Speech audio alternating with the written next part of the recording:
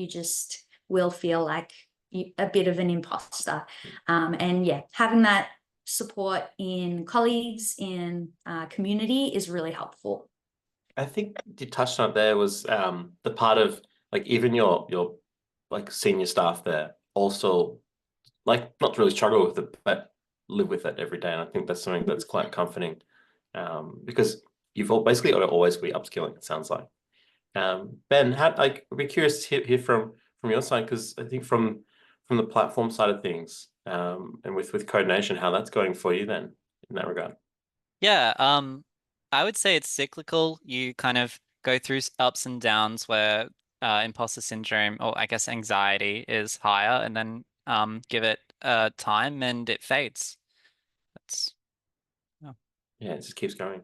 Now, I was going to say that I'm curious for timing for tonight. Do we think we'll end up with timing for everyone? Because I'm curious actually to hear sort of, Reese, right after your internship, how that time would have felt with imposter syndrome. I think that's something that's interesting, sort of, finishing that placement and balancing jumping into a role. I think that might be interesting to hear from that side, actually. So like the transition from sort of transitioning from like a placement and then sort of jumping into a full-time position. If you did encounter imposter syndrome in that regard. I think I did a little bit, but I think I still experienced it during the placement. So the work was still quite full on during the placement. But yeah, absolutely. Once I got secured that position, and then you just think, oh my God, I'm just going to keep getting thrown this stuff, and it's really scary. Like Marcus is going to keep throwing me with these tough ones. But I think it's just one of the things you just got to remind yourself that you know what, the job is. It's a difficult job to do sometimes, and it's not everything's going to go your way. Not always going to be fixing the things that are easy that you want to fix. It's but as it's been said, it does get easier. And I did notice that the other week where I had a realization where I had like less panic moments in the last 6 months as opposed to the first 6 months. So it's I think it's a talk that I was hearing a few months ago of we all write garbage code. Something that's quite humbling. It's always nice to see your old code because you see your progression from there when you. Oh, so it's like I never wrote that. And can I ask Dan, Chris, because you've been a few years in, do you still experience imposter syndrome as well, or do you find, oh no, time has fixed that for me, I'm pretty confident now? Yeah, no, 100%. It doesn't really end. It for me, the problems, they get more complex. So I get more responsibilities. And my work, so I didn't say what we do, but Entain, our main brands are Ladbrokes and Neds, the gambling apps. And so a lot of customers, a lot of volume, a lot of kind of precise data going on. And in my role, especially with GraphQL, as a junior even, I was given API tick approval for GraphQL. So before you are going to merge in a schema for GraphQL, you've got to get an API approved review. You need 2 reviews total, one of them being from myself or 3 others at our company. So I think for me, that's one of the things that still, even to this day, I'm just like, this is just such responsibility to have if I don't take a review too seriously, or something, some code might get in there that's going to get versioned in, and then it'll be out onto the apps and all that stuff. So yeah, it's something we still deal with. And then just any other problem you really get is just if it takes a bit longer than you might have expected, then you're just going to start to be like, oh, I've bitten off too much, or I need to learn a bit more, and you get humbled a bit. And so no, it's good. Generally for me, I just to deal with it, I just I make sure I'm making progress every day. So if you have a slow day, or you've had a really hard task and you're just kind of eating your way through it, you just got to make sure you're making small milestones and you're meeting those every day to progress a little bit more. And for me, that helps. Sorry, I was already unmuted. So do you find on the back of that, you know, you're saying you need to ensure that you're pretty much upskilling. We spoke about it shortly beforehand, upskilling. So, you know, that you continuously are upskilling yourself, you know, that something that you still do? And do you use any specific resources or platforms to do that? Yeah, 100%. Always upskilling. For us, it's always evolving the tools we want to use or third-party services we might be looking at. And you need to know how to use these tools properly in order to build the best software, right? So always upskilling. As far as resources go, we have things like Udemy. You can use Udemy or YouTube or watch videos, and that's all great. At the end of the day, I think the best form of upskilling is just building out your own little project for that task, right? So you want to learn more about authentication, build your own login, and just a small thing. It doesn't take too much to put together a front end, and then just focus on the back end on how, you know, whatever you might want to do. For me, working on things on my own, I get way more out of than following a tutorial. If I get into the copy the tutorial kind of mindset, I tend to lose or forget some of the things I might have learned in that time. So if I make my own project, I run into my own unique problems and I need to research those solutions myself, and that sticks in my brain much better. Do you all do any other of you? Do you have projects that you do on the side as well or not? Yes, no. Yeah, Mostly when I'm learning, yes, but nothing really big since it's been pretty intense with the job hunt, and that's been where my focus has been, more relevant to learning skills. Eventually, maybe. Yeah. How about you, Reese? You were saying something as well. yeah. I mean, it's not super related to my work, but you know, I've recently decided, oh, let's learn C# and start doing which is like Unity programming. So it's for games. I just thought, just to change things up, it's really exciting just to learn something different. Because at the end of the day, I don't really want to be writing more and more JavaScript like outside of work, you know, too much. Otherwise, I get, you know, it's nice to write in a different language, and yeah, it's just a good thing to open up your brain to newer things. Nice. You should connect with Alex Holder, our Oh, educator. he was If one you of my haven't. educators. There you go. He helped me out a lot. There you go. But you know that he did an AIT course before in game and the development. Yeah. So he can help you with that. If you had any questions. Ben, do you have any projects on the side at all? Yeah, I can't really say I do. Too busy Yeah. with work. Yeah, pretty much. No, I try to make sure I clock off at 5. Good on you. But yeah, I mean, I have my own hobbies that I like as well in spare time, so. Good. Do you want to take the next one, Steve? Yeah, I was thinking to sort of, I think you know, again, like you've coming into a new role, and Reese as well, like that you've been there now for a year, and I guess as well, then with Chris, how you've been there for far longer. You know, we had a question here around sort of CTO for a day, but I think it's more like, I guess the side that, you know, when I sort of thought about that question, it's more, what would you do if you had the full like technical, I guess, power in your business, that you think like it's something that you wish that maybe someone in senior would have loved to make a change with, you know, maybe something that's quite bold, maybe it's putting like changing the whole language or changing the whole framework.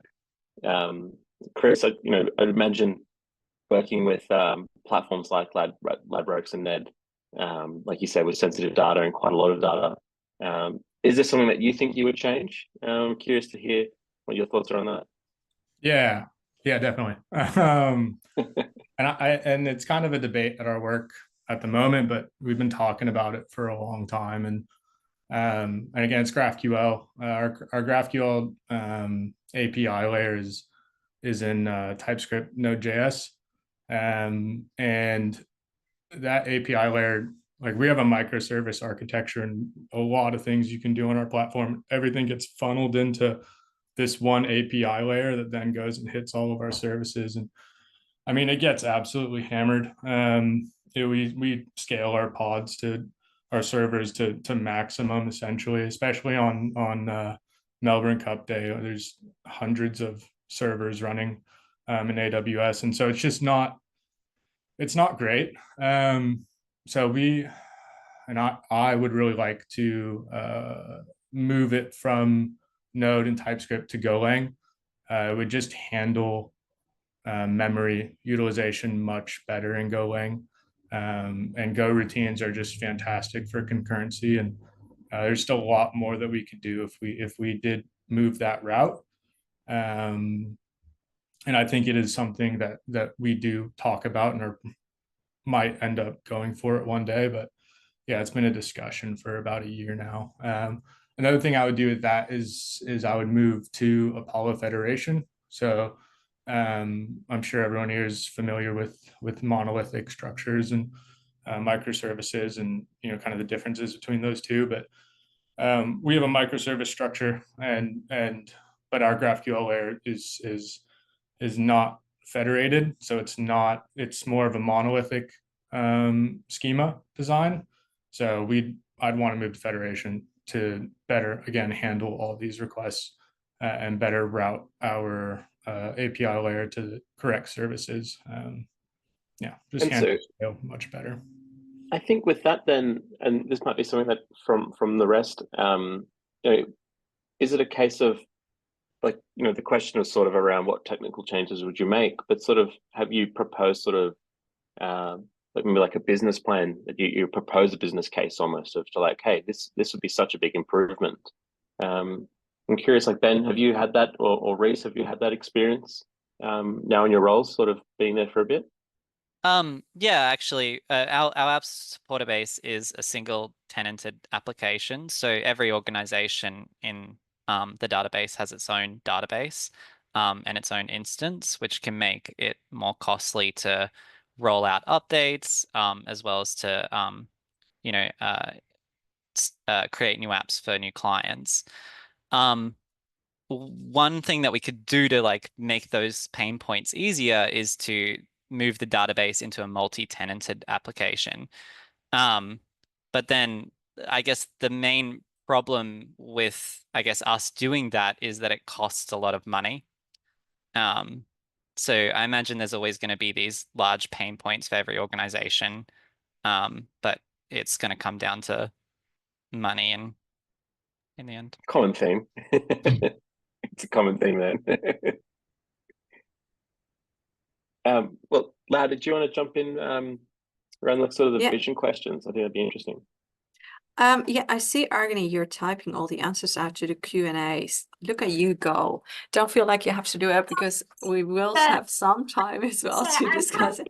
Do that. Look but at you. I'm It's not okay. sick, I I'm see these good. questions and I see, hey, some answered already.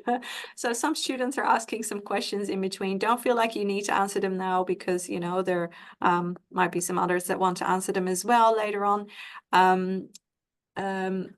In regards to visions, yes. So obviously CTO for a day is already like what you want to change in your company. But if you had a say of what you want, for the future, like your vision of the future, knowing, with AI and everything, how it's growing, how do you see yourself contributing to the technology, to everything, knowing, what's happening now? What's your vision for the future? Be difficult question. Full on, hey, who wants to answer it? I'll leave it up to you. Well, I have some notes. I can give it a go, but it's not a great answer. For me, the future is cloud. Everything will be cloud-based very soon, I think. But from the how do I see myself contributing? I just still feel so junior. I feel like I need to bring myself up to an SME level first, at least. And then once I get to that level, I'll have a better understanding, hopefully, of how I can meaningfully contribute. We're not enough information in my brain yet. Oh, that sounds logical. Ben? Yeah, I mean, I had a real deep think about this question, and Hmm. I see technology playing a larger role in communities, driving social change, and bridging like the gaps in society. Um, and I agree with Agni that it's tough to see how anyone could contribute to something that big. But I don't know. I think the best thing to do is just to plant those small seeds, and then hopefully they grow into something. You can only start making a change by doing it yourself, right? One person starts the change. Do you have any thoughts about that, Reese? Or Right. I mean, technology is just like going so quickly now that sometimes it's hard to keep up. But as it's kind of said, I think we can utilize them to the best of our ability because and I think sometimes you get these really cool new things where it's a lot of things are being done for you. And I think, well, we can just use that to make even better things. Like it's just like we're creating better products because of it. You just need to, it's like comes down to that upskilling and just knowing how to use it, and we can make something out of it. I think it's going in a direction we never know which way. Sometimes it just takes like a massive, hard right to another direction. We're like, okay, what's this? But just write it out. yeah. I've got a slight tangent question for Ben, because of my curiosity in sustainability, and things around equality and just I guess more equity based. Considering like with the work that you do with Code Nation, I'm curious like how you've seen like equity in that way grow with developers. I think that's something that like I've seen personally at Coda over the last like 18 months that I've been here. The different walks of life. I know this question is not on here, so it's a bit of a curveball. Yeah, But how have you seen sort of equity? And because we have so many different like walks of life coming through the doors. I think, well, one thing that, well, I working with Sarah, who also went to Coder Academy, we worked with Yes23 and we built the Yes23 website.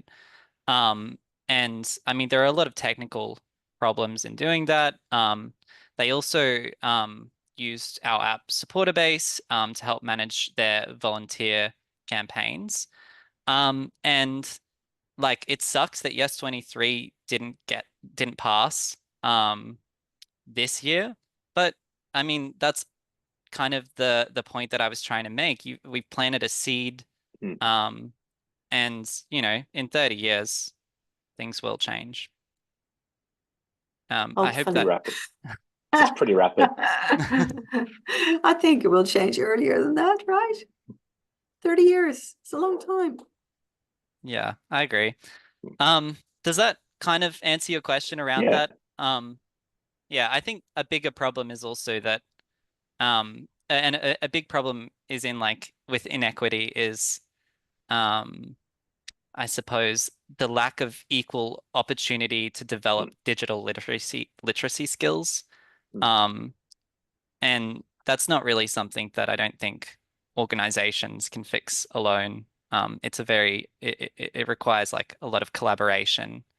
And Yeah, probably a lot of open source. There's a Yeah. really cool platform called Hetty, and like it's a coding platform to teach children, and it's taught in I think like 60 different languages. Like they've even adapted Arabic and like you all code in English, right? And I think that's it's crazy to see how you're able to code in Arabic, but it's still you can read it in English afterwards. So I think we'll move on to the next one. I see that the next question we've got here is about TED Talks. But I almost want to flip this around because I think the mentorship side is probably more important. We'll come back to the TED Talk question. Because it seems like you've all had some pretty good role models in terms of like maybe a direct report or something like that. And I guess the question is around sort of how has mentorship played a role in your career? And would you have any advice for finding a good mentor or even just like how to start that conversation? Reese, did you want to jump in maybe with like your experience with Ben and Marcus? Yeah. Or anyone else, I guess. Yeah. So yeah. Well, yeah, I think no, I think my mainly for me, it's been Marcus and Ben, and I think the best quality in a mentor is the desire to just want to teach you new things. I was just saying, before to Stephen, actually, like asking about Ben, our technical lead, and saying, I was saying how he's one of those people you ask him for one bit of advice and he'll give you about like 10, like he'll give you a whole spiel. And those are great mentors to have. So yeah, but I think the kind of best advice that some of the best other advice I got from mentors is to have these kind of some of these personal projects sometimes. If you're, especially, it's a bit more difficult when you're in the industry, because you're already doing it 38 hours a week. But in between, when you're finishing or while you're studying now in your course, it's like a really good time to be like just coding and making your own personal projects. And that's like kind of some really good advice I got. And yeah. Again, it seems like, did you want to jump in on the mentor side? Yeah, absolutely. I found it very helpful having a mentor. Yeah, I'm really fortunate that I was working with a family business and my dad was my direct manager. So that was really easy access to very knowledgeable person with decades of experience in the industry. But as also this year I've started, so this would be more relevant, I guess, to women and non-binary people who are coding, but I've started this program that's Vic government sponsored called Grad Girls, Women for STEM, and they provide a heap of opportunities to meet women and that are working within the STEM field, so you can really pick their brain, find out what it's like, get advice from them. And yeah, it's made such an impact on me that I'm actually signed up for their next round next year to be part of their mentorship group, because yeah, it's just been really invaluable having someone to ask your dumb questions to, and getting support when things aren't going right, just being able to handle tricky situations, finding someone with experience that will probably have faced the same challenges has been really helpful in navigating my own. That's amazing to hear. So do you then, sorry, just on back that, do you have then any tips for current students in how they could find mentorships like that? What did you do? How did you come across that? So I actually came across it by accident because a fellow Coder Academy, not from my cohort, I met them while volunteering at YOW conference, which Coder Academy was also great in setting me up with that opportunity. And she had signed up for the program, then it came up on my LinkedIn feed. And so that's when I started looking into Grad Girls a little more intently.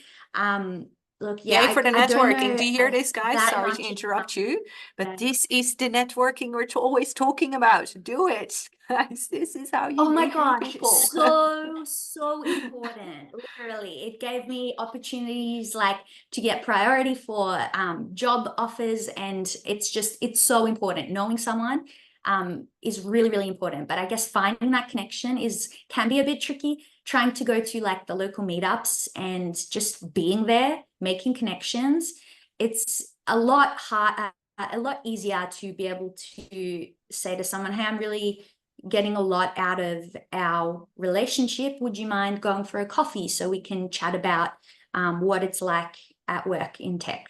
And it's a lot easier to do that if you have a pre-existing relationship. It's a bit trickier if you're just kind of cold messaging people on LinkedIn being like, hey, can you be my mentor? That won't really work. You need to make that connection. And yeah, networking events, that's where you can do that. Did you, Ben, find that as well? Because you started off in a different company, in a different role completely before you joined Code Nation. Yeah, I had really good mentors at both companies. But I did find that I had to be a bit proactive about finding the right person to be a mentor, which, involved asking lots of questions, finding that knowledge source, and I guess getting them involved in, I guess, the tasks or projects that you're working on. Yeah. Did you because how did you get to your job at Code Nation? Was that through someone you knew, or was that just because you saw the job ad and you just applied for it? Yeah, so I'm friends with Sarah, and she works at the company. And I found out they had a job application, so I applied. But I didn't really have to go to any networking events to kind of gain that knowledge. But just the act of having friends with connections helps. Yeah, that's good. And this is where it starts. Hey, everyone that's listening in, I think one of the educators said it today on Discord as well in one of your groups. This is your first network, your first group of students around you, your peers. They are your first network. Connect with everyone on LinkedIn. Keep following where everyone's at, because that person that you've had class with for the last 6 months, 10 months, might be the person that can help you in your job in the future, you know, if you're going to look for something else. All right, back on track. It's obviously very full on, like you're saying, Ben, as well, 38 hours, and you know, it's a lot of work. It's how do you actually, I'm going to Chris because I haven't heard from Chris in a while. How do you balance your work-life commitment? You said you have a second one on the way as well. You have a family. So how do you ensure that you know, that you in a demanding field like software development, that you balance your work life properly? Yeah, well, I'd say having our first child or son helped me balance work a bit more.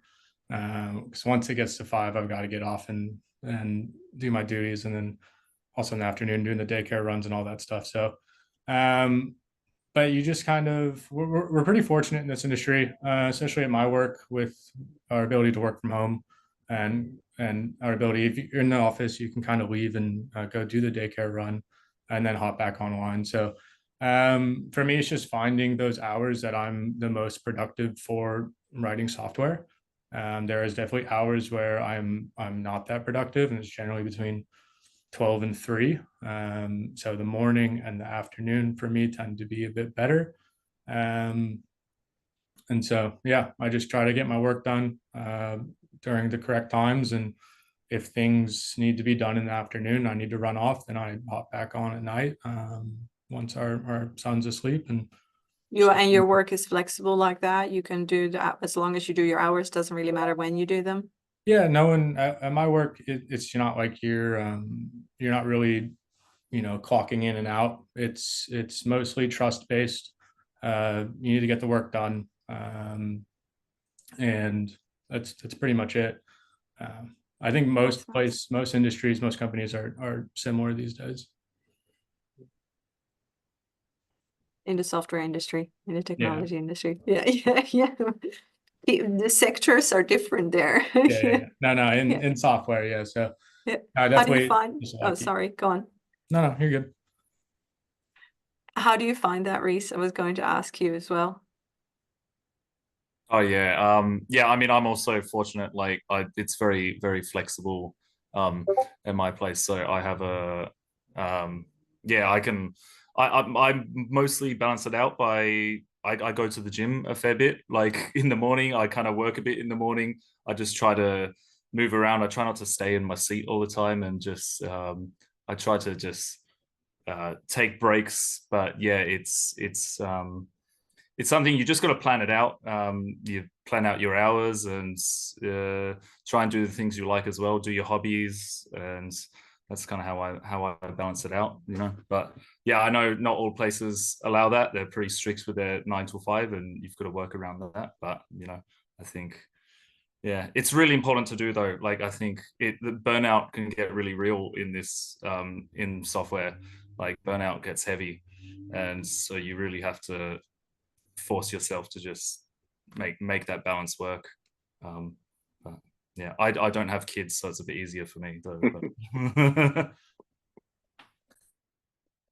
I think we have time for maybe 2 more questions, and then I want to go to the questions from the students, if that's all right. You want to do the next one, Steve? Yeah, because I think like I think you've both sort of touched on around like the flexibility and what's possible in tech, and I think it might be interesting then to hear about what you think of some common misconceptions about working in tech. Again, and like considering you've just recently moved into a new role, Have you noticed anything like that coming into the role, or have Yeah. you found anything like that? Yeah, so like personally, I was under the impression that, working in tech means you just sit behind a desk for 8 hours a day and you have really limited contact with other people. And that was actually initially why I didn't pursue tech immediately after school, because I thought that's just what it was like. And it's absolutely not that at all. Like, especially development, it really is a team activity. In any if any team that is bigger than 2 people, it's a team activity.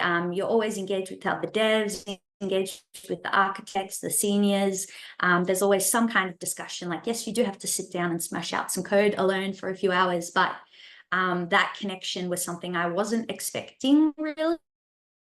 And it's been a really pleasant surprise. I'm glad that that was a misconception that I had, and actually working has smashed that out, which is great. That's awesome. Did anyone have, Ben or Reese, have you had any sort of similar moments like that?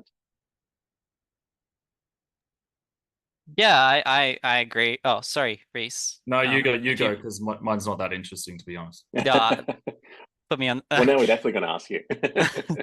I was gonna agree. I didn't expect that I would be doing as much client-facing work, and supporting support work as I currently do. I kind of envisioned the industry would be very much code monkey. But yeah, and it's been a really positive awakening, because I don't know, I've got to work on my people skills a lot more. Yeah. I think we might jump onto the next one, because I think we'll move it around to sort of, seeing as we do have to sort of wrap up soonish, it seems. But what's something that you think that you'd pass on to future graduates? I know it's interesting, actually, you're all at different stages. I think probably even your life, and sort of different stages post-Coda. Chris, I think it might be interesting to hear from your side first. I think this would be cool to hear from everyone's perspective on this one. What's something that you wish you knew that you could pass on to future graduates, considering everyone here, within a few months, they'll be done with their course, and jumping right into it. Chris, did you want to start with that one? Yeah, sure. It's hard to think back super early, but I definitely remember back then I was very obsessed with, moving from junior to mid, or progressing my career, and I put a lot of emphasis on that, and I think you just enjoy the ride. It's a lot of fun, so just enjoy what you're doing at work and enjoy who you're working with, um, and that's pretty much it. The skills will come with time, so you don't have to pick it up right away. Just go on and have fun. So yeah, and not now that I'm a bit more senior. I'm not a senior, but now that I've been around a bit longer, I don't really care too much about titles, and it doesn't really bother me too much. So yeah. Sounds like a bit of a case of don't take yourself too seriously. Yeah. Ben, did you want to jump in next on that one? Yeah, I'm not. This one's tricky for me. I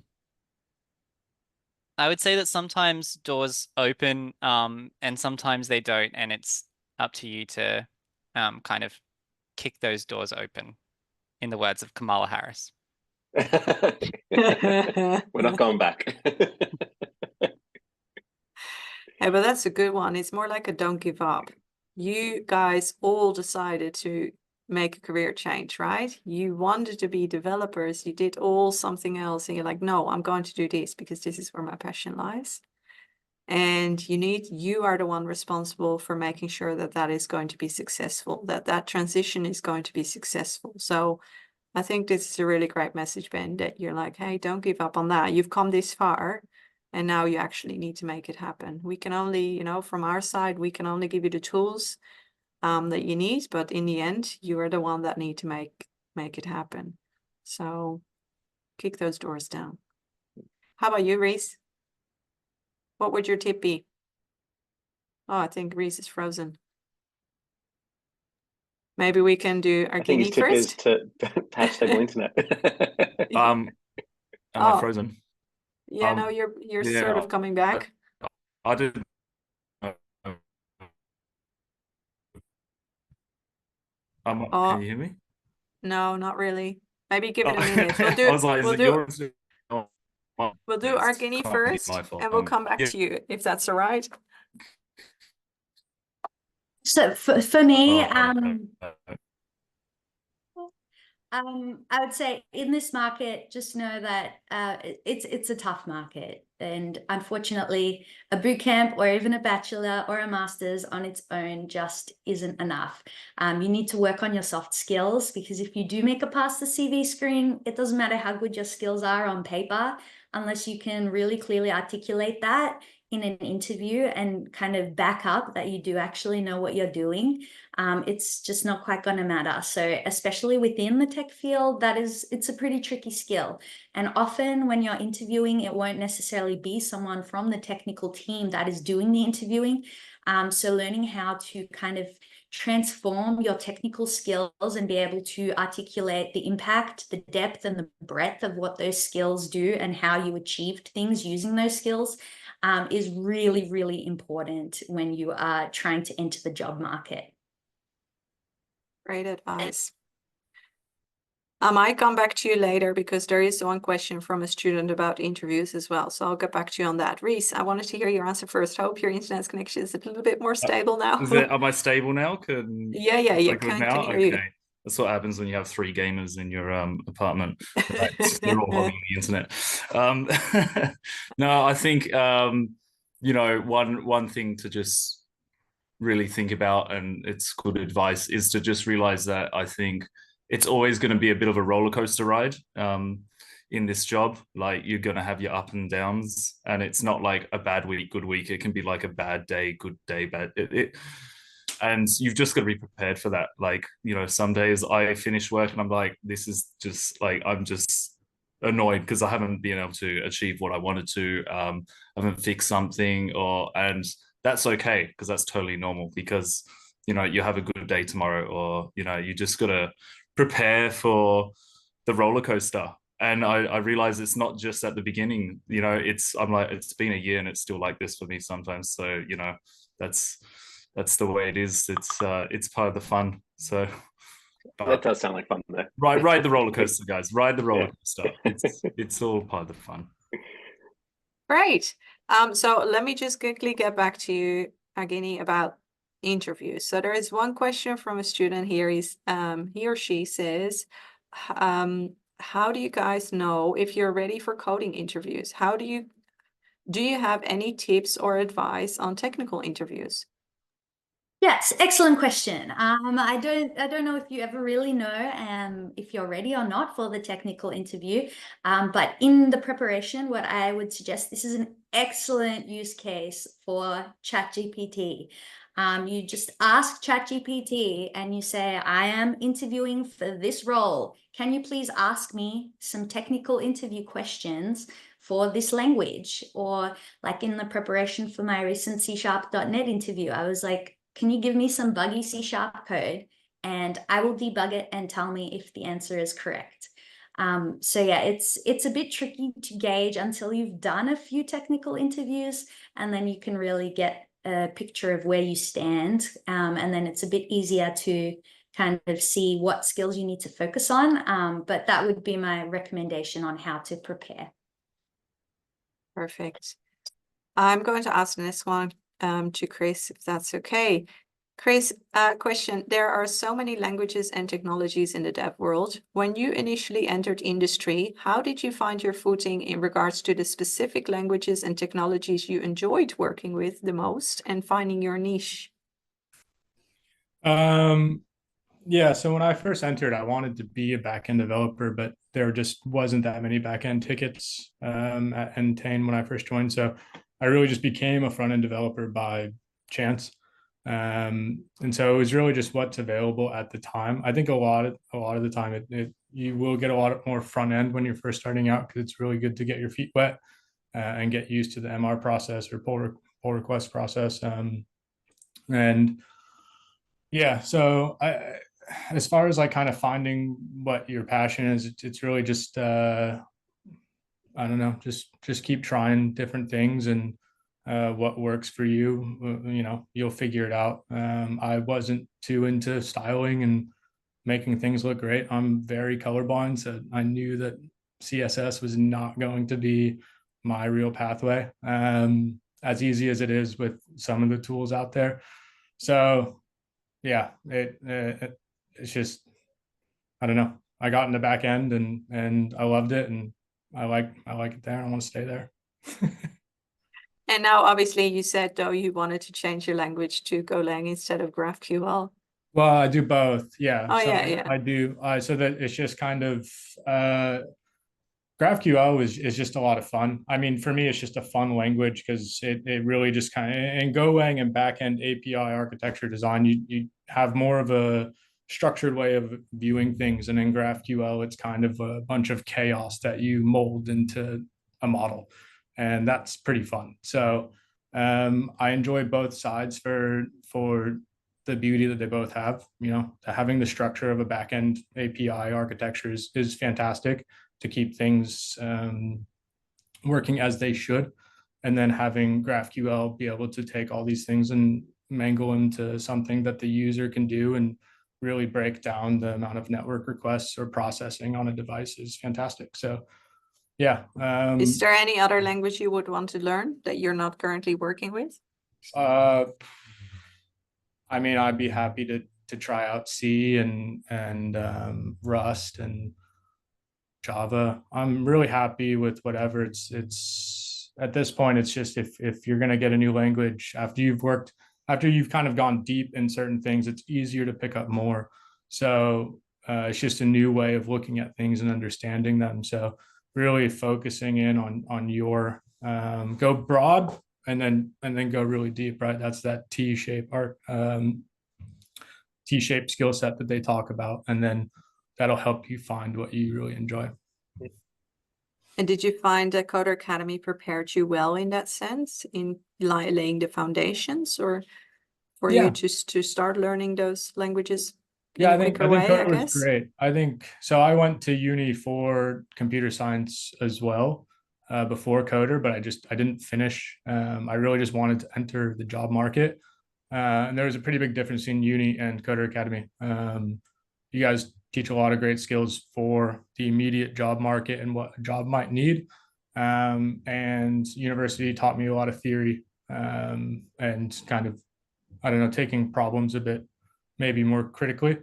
So I think Coder's great for preparing students for whatever job there might be. So you'll be fine. So there's a question here. We're not going in the order, I think. No, it's fine. I'm just doing them random. I'm reading them. Yeah, there's a question here from Lewis. Within the final few months of the course before graduating and taking the current state of the industry into consideration, would it be better to focus on interview and job hunting preparation, or to focus more on networking connections? I kind of wanted to jump in on that quickly. I think it's not one or the other. I think it's both. And I think you kind of just have to keep doing them both. Anyone on the panel that's interested in sort of jumping in on that? That's just my perspective anyway, you know, from the industry side. But I guess from the actual developers here, yeah, maybe Reese, if you had a it's comment on that. definitely, yeah, definitely both. I agree with Stephen on that one. Like, absolutely, you want to do your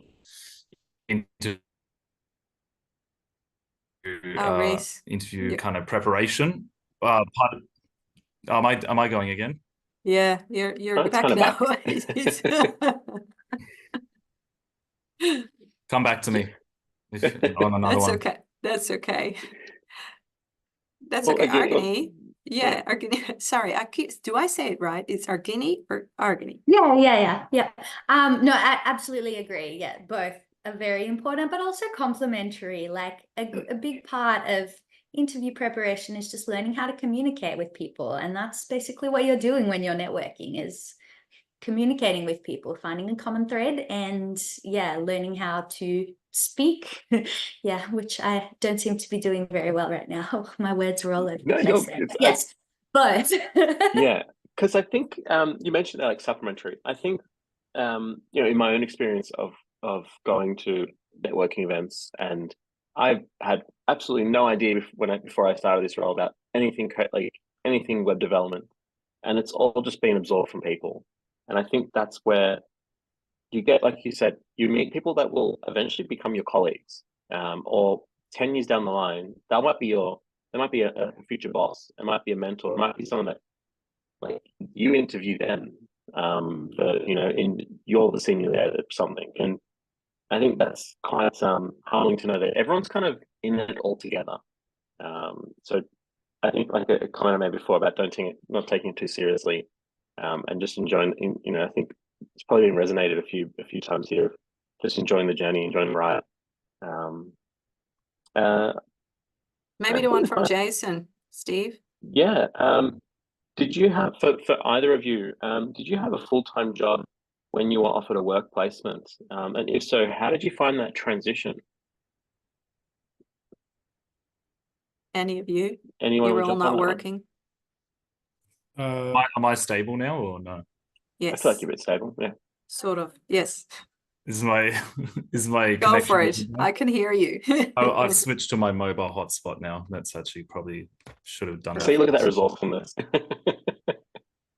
Yeah, yeah, it's a bit different because you think, oh wow, like it's exciting. It was like really exciting for me at first. So you think, oh good, like I've got the role, and you know they want me to stay. But yeah, I don't think, I think it depends on the place. You know, I think if they're going easy on you for your placement, and then they give you the job and they go, okay, here's some more difficult stuff, then yeah, it might be a bit of a shock. But you know, for me at Cognos, I think they threw me in the deep end on my last month of my placement. And so it kind of just, the transition was pretty smooth for me. But, you know, some other people here might have a different experience. Did Chris, you did you have wanna a jump in? job, Chris? Did Yeah. you have a job as well? Yeah. Well, I started as an intern, I guess, full time, before getting the job. But I think really it's just you got to take it into your own hands and go out and once you get into a work and you're given the opportunity, really just get in there and make sure that you know you're kind of on top of your own career. You're in control of it. So you see a ticket or a task and you go after it. When I was an intern, I actually had someone message me recently and just go, you know, you worked in this finance spot. Can you tell me what's going on here? And I didn't remember it because it was years ago. And then I went in there and it was kind of I dealt with millions of dollars, right? and I said, oh, wow, I did that when I was an intern. And they couldn't really believe it, but I was just, when I saw opportunities, I really just went after it. And so I think for me going, you know, once you get the offer and you transition, I don't know, it was pretty straightforward, I suppose. But even then, just always being on top of your career and knowing what you want to do and voicing that and looking for opportunities and creating those opportunities. It's pretty much it. I think you're speaking of the transition from an internship to a job, right? Yes, sorry. Yeah, so I think the question was about when you already have another job and you're studying, and Yes. then you get an offer of a placement or a job elsewhere. How do you transition from doing your previous career into your new career? Is that a big shock? How was it for anyone that, you know, anything, because you all did something else previously? How Yeah. was that change? How was that change for you? It was pretty different. I mean, I was more customer facing in retail prior to software. So I really just went from talking to people to being on a computer. So I think just, I don't know, it's a different kind of lifestyle, I suppose. You kind of got to get used to staring at a screen all day. And I think it probably took me a year to get really used to being able to solve problems for 8 hours looking at a screen. So yeah, it'll probably be pretty tiring and your brain will be hurting. But you get stronger and you get better. Yeah. We're almost at the end of it, so we have to kind of be on time because everyone else has class at 7. But maybe one more question. If you're a few minutes late, you can tell your educators and blame me because they know we're doing this. They can come find us in the campus. Yeah, they can join us, you know. How has your experience been with remote versus in-person work, and what have been the advantages and disadvantages of both? And which do you prefer as a junior dev when you're just starting out? Who would like to answer this?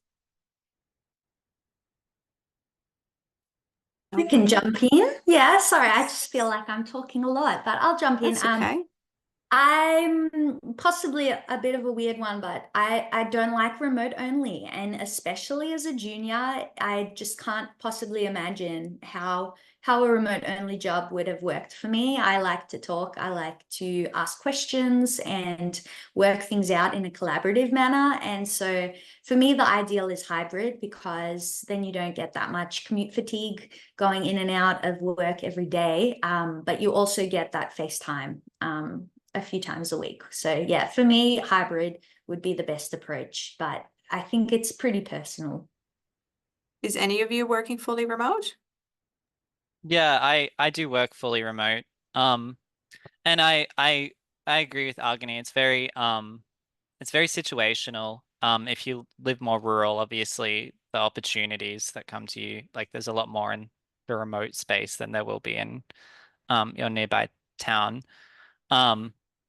I worked at Tanda, so I was traveling 2 hours a day originally to get into well, 2 hours there and then 2 hours back. So 4-hour commute every day to get to work for my first like year pretty much as a developer. And it really exhausted me, which is part of why I started seeking remote work. And yeah, it's given me a lot of freedom back to just do lots of or like I guess spend time with my friends and my family. Yeah, so it just really depends on what you're looking for at the time. I also agree that it could be a bit detrimental in terms of your ability to learn new things in the workplace. I found working my first year at Tanda, I was gaining a lot more skills more quickly. And it's probably just through exposure to new concepts and what other people are working on throughout the business. So Yeah. You're absorbing in person. So, well, did you want to? I was going to say, did you want to do the wrap up now? Yeah, no worries at all. So there were a few questions. Unfortunately, sorry, Hernan, we haven't been able to answer yours. And there was one else about the internship, but we'll make sure to answer questions about internship with an alumni talk in the future. We have done a few as well. I just wanted to thank everyone so much for coming.